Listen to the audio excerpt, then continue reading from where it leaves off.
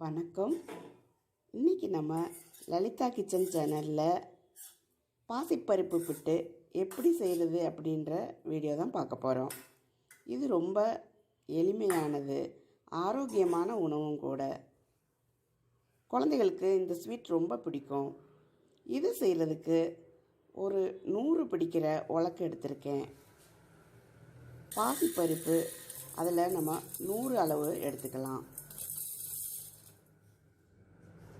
இதை முதல்ல நல்லா கழுவி எடுத்துக்கலாம். நல்லா கழுவிட்டு தண்ணி ஊற்றி ஒரு அரை மணி நேரம் ஊற வச்சிடலாம்.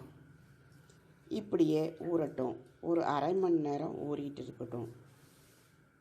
இதுக்கான சர்க்கரை ஒரு கால், அந்த உலக்கிலேயே கால் உலக்கு எடுத்திருக்கேன்.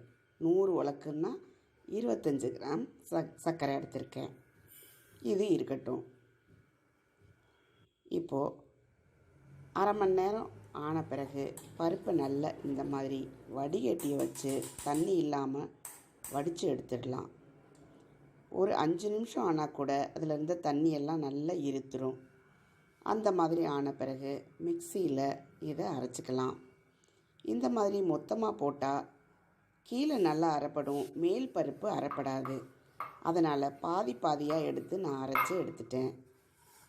இந்த மாதிரி நல்லா அரைச்ச பிறகு இதில் ஒரு சொட்டு கூட தண்ணி ஊற்றலை. இந்த மாதிரி இட்லி தட்டில் கொஞ்சம் நெய் தடவிட்டேன்.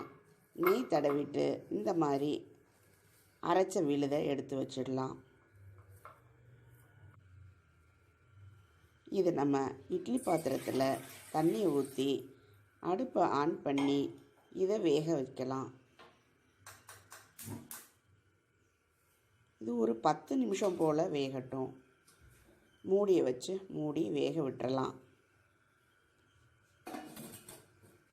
10 நிமிஷம் ஆன பிறகு இதை எடுத்து நல்லா ஆற விட்டுட்டு அதுக்கு பிறகு மிக்ஸி இந்த மாதிரி உடைச்சி சேர்த்துக்கலாம்.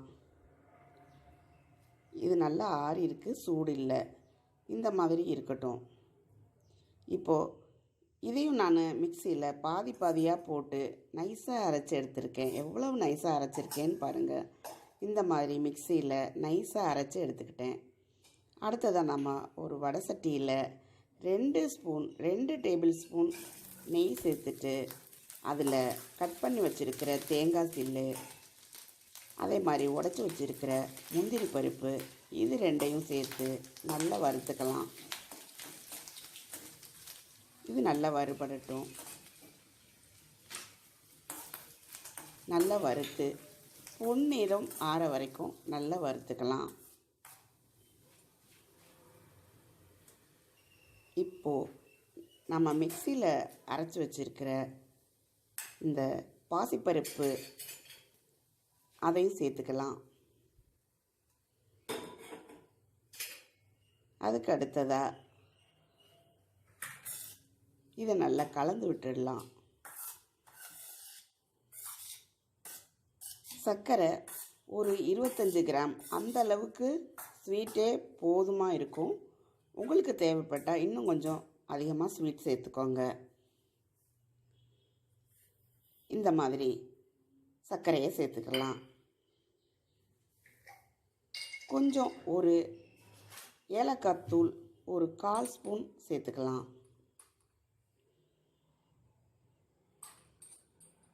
இப்போ இது எல்லாத்தையும் நல்லா மிக்ஸ் பண்ணிக்கலாம். இவ்வளவு எளிமையான ஒரு ஸ்வீட் அருமையாக வந்துடுச்சு. இந்த வீடியோ உங்களுக்கு பிடிச்சிருக்குன்னு நம்புகிறேன். இன்னும் ஒரு அருமையான வீடியோவோடு மறுபடியும் லலிதா கிச்சன் சேனலில் சந்திக்கலாம். நன்றி.